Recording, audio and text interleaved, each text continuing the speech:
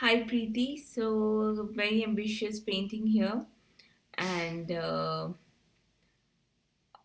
you explored the objects that we haven't discussed yet. So these comes under texture because they have certain texture on the body. This is fine. So let's see your drawing here. Um, I think you did an excellent job with both the soft toys. This could be a little more towards the darker side. If you see the black and white, I'm ignoring the background and the foreground here. So I'm just thinking the foreground is of a middle value, light to middle value, and the background is the darkest. So this could be a little more dark. The light is falling from the top. You can see there is a form shadow being formed here. There is a form shadow here till the end. So you have added the form shadow, but you went a lot into the textures which were happening on the object on the rattle here. So what you first need to do is you need to first build the volume like the way I did for the ball, and then on top of it you can add as many textures as you want.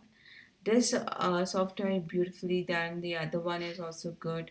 So overall coming along, but you have explored the objects that we haven't taught yet. That is completely fine. But try whenever you arrange your own still life, try to include at least one or two similar objects from what we have done, and think about composition also. Here, all the three elements are one after the other.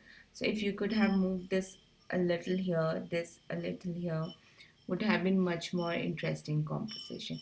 Everything is, very closely placed in the center now.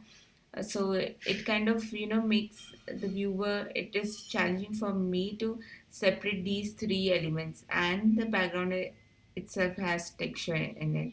So you can keep, in such cases, you can keep the background simple, you can keep the foreground simple because you already have three objects with lots of texture going around. So we need some kind of empty space, some kind of, negative space which is soft, dull, and simple, so that these textures they come up. So for the first assignment, you did pretty good, and all the best.